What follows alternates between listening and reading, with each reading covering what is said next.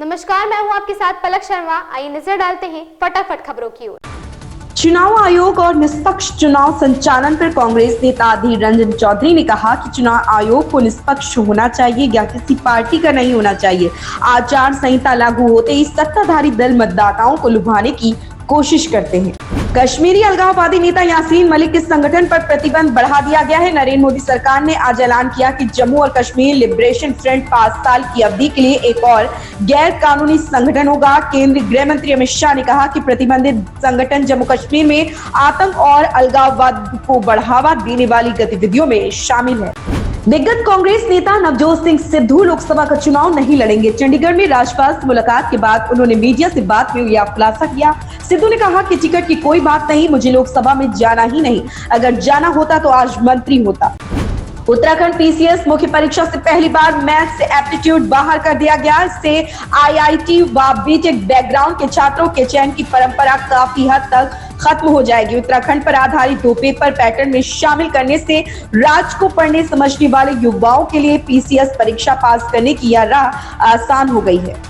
लोकसभा चुनाव के लिए राष्ट्रीय जनतांत्रिक गठबंधन के अंदर सीट बंटवारे को लेकर उठापटक खत्म होने के पहले निर्वाचन आयोग की ओर से अधिसूचना की तारीख आ गई है। इसे देखते हुए शुक्रवार को मुख्यमंत्री नीतीश कुमार के नेतृत्व वाली सरकार की एनडीए सरकार ने मंत्रिमंडल का आकार बढ़ा दिया। शुक्रवार को भारतीय जनता पार्टी के 12 और जनता दल यूनाइटेड के 9 मंत्रियों ने शपथ ली। इसके साथ ही मुख्यमंत्री समेत बिहार में मंत्रियों की संख्या 30 हो गई।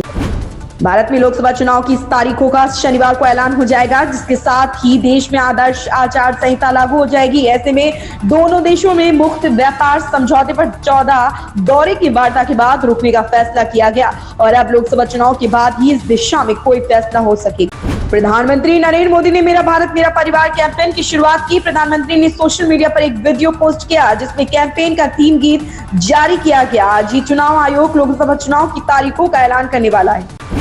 शराब नीति घोटाले से जुड़े मनी लॉन्ड्रिंग मामले में मुख्यमंत्री अरविंद केजरीवाल आज दिल्ली की राउज एवेन्यू कोर्ट में पेश हुए। कोर्ट में केजरीवाल की जमानत अर्जी मंजूर कर ली गई। राउज एवेन्यू कोर्ट से सीएम को जमानत मिल गई। कोर्ट ने केजरीवाल की जमानत अर्जी को मंजूर करते हुए 15,000 रुपए के मुचलके और 1 लाख की सिक्योरिटी बॉन्ड पर बेल दी। अगर आप दिल्ली में एक सफर कर रहे हैं तो यहाँ की सड़कों पर एक दृश्य आम है। एक जर्जर डीटीसी बस हाफती हुई राजधानी में बिखरे हुए कई फ्लाईओवरों में से एक पर चढ़ने के लिए संघर्ष कर रही। फ्लाईओवर के शिखर पर पहुंचने से पहले बस एक आखिरी बार हाफती है और बस हार मान लेती है। इसके बाद रुकी हुई बस के कारण होने वाला ट्रैफिक जाम, जो कभी कभी 1 लेन तो कभी कभी 1.5 लेन को जाम कर देता है, यह यात्रियों के लिए लगभग हर दिन आने वाला एक आम बुरा सपना है। हर हफ्ते की हर इस हफ्ते भी सिनेमा घर में नई फिल्मों की गुलजार हुआ। एक ओर जहां पहले से ही कई फिल्मों का बॉक्स ऑफिस पर कायम था, तो वहीं दूसरी ओर दर्शकों को थिएटर में 2 और नई फिल्मों का जलवा दिखा। इस शुक्रवार को सिद्धार्थ मल्होत्रा की योद्धा और आदर्श शर्मा की बस्तर द नक्सल स्टोरी 2 फिल्में सिनेमा घरों में रिलीज हुई, जिससे दर्शकों की अच्छी प्रतिक्रिया भी मिली। वहीं बीते हफ्ते रिलीज हुई अजय देवगन की शैतान का जलवा बॉक्स ऑफिस पर अब भी बरकरार है। इन खबरों में बस इतना ही। बने रहें हमारे साथ।